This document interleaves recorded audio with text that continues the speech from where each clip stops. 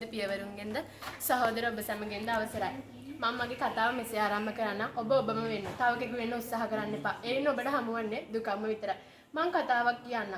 එක්තරා කපුටෙක් හිටියා. ඒ කපුටා තමන් ගැන දුක් වුණා. මගේ පාට කළු පාටයි මට කවුරුත් කැමති නෑ. ඒ වගේ හිතමින් හැම වෙලේම දුකින් කාලය ගත කරා. ඉතින් මේ කපුටා දුකින් ඉන්නවා දැකලා භික්ෂුන් වහන්සේ නමක් අහනවා ඇයි ඔයා දුකින් ඉන්නේ කියලා. ඊට පස්සේ කපුටා මෙහෙම කියනවා. මම කළු පාටයි. ඒකින්ද කවුරුත් මට කැමති නෑ කියලා කියනවා. එහෙනම් ඔයා කවුරු කැමති වෙන්නද කියලා අහනවා. එතකොට කියනවා මම කැමති හංසයෙක් වෙන්න කියලා.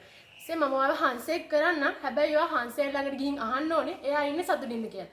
ඉතින් කපුටා සතුටින්ම හංසයෙක් හොයාගෙන යනවා. හංසයෙක් හොයාගෙන ගිහිල්ලා හංසයා දැකපු කපුටා මෙහෙම කියනවා. ඔයා නම් හරිම ලස්සනයි. ඔයාගේ පිහාට සුදු පාටයි. ඔයාට ඒ වගේම වතුරේ පීනන්නත් පුළුවන්. ඔයා නම් හරි සතුටින් නේද ඇත්තේ කියලා කපුටා අහනවා. එතකොට හංසයා කියනවා මොන සතුටක්ද? ලෝකේ කොච්චර ලස්සන පාටවල් තියෙනවද? ඒ වුණාට මට තියෙන්නේ සුදු පාට විතරයි. මම හිතන්නේ මගේ බෙල්ලත් ටිකක් දිග වැඩි කියලා. මම නම් සතුටින් නෙවෙයි ඉන්නේ. ඒ වුණාට බලන්න ගිරව කොච්චර ලස්සනයිද? එයාගේ බෙල්ලේ තියෙන මාලේ එයාව තවත් ලස්සන කරනවා. මිනිස්සු යාට ගොඩක් කැමතියි. යාට මිනිස්සු එක්ක කතා කරන්නත් පුළුවන් කියලා මේ හංසයා කියනවා. එතකොට කපුටා ගිරවෙක් හොයාගෙන යනවා. ඒ වුණාට කපුටට ගිරවෙක් හොයාගන්න චුට්ටක් අමාරු වෙනවා. ඒ වුණාට අන්තිමේට කපුටට ගිරවෙක්ව හම්බ වෙනවා. කපුටා ගිරවගෙන් අහනවා ඔයා නම් හරි ලස්සනයි. ඔයා සතුටින් නේද ඇත්තේ කියලා. මොනේ ලස්සනද? මේ කොළ පාට කියන්නේත් ලස්සන පාටක්ද? ගස් අතරේ ඉද්දි මිනිස්සුන්ට තියා කාටවත් මාව හොයාගන්න බෑ. මං දැක්කා ඔයාටත් ටිකක් වෙලා ගියා මාව හොයාගන්න. බෙල්ලේ තියෙන මාලේ ලස්සන වැඩි කරනවා තමයි.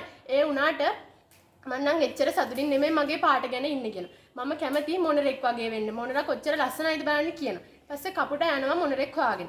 ඊපස්සේ මොනරාව දැක්ක කපුටට හිතා ගන්නවත් බැරි වෙනවා. මොකද එයා හරිම ලස්සනයි. කපුටා කියනවා ඔයා නම් හරිම ලස්සනයි. ඔයාට ගොඩක් පාටවල් තියෙනවා. ඒකින්ද ඔයා සතුටින් ඇත්තේ. ඔයාට ලස්සන නටන්න පුළුවන්.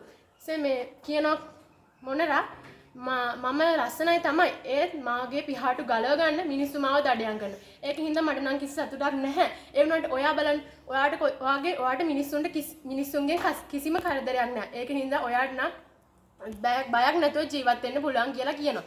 ඊපස්සේ කපුටා තේරුම් ගන්නවා හැමෝම එක විදිහයි කියලා.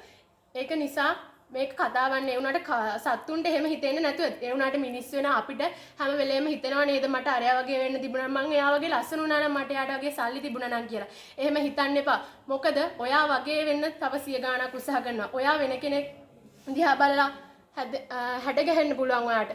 ඒගොල්ලෝ වෙන්න උත්සාහ කරන්න එපා. තමන්ම වෙන්න. තමන්ට සපතු දෙකක් නැහැ කියලා දුක් වෙද්දි තව කෙනෙක් කකුල් දෙකම නැතුව මට එක කකුලක් තිබ්බනම් කියලා දුක් වෙනවා වෙන්න පුළුවන්. ඒකින්ද තමන්ම වෙන්න. එතකොට ඔයාලට සතුට ළඟා කරගන්න පුළුවන්. මගේ කතාව අසා සිටි ඔබ සැමට ස්තුතියි.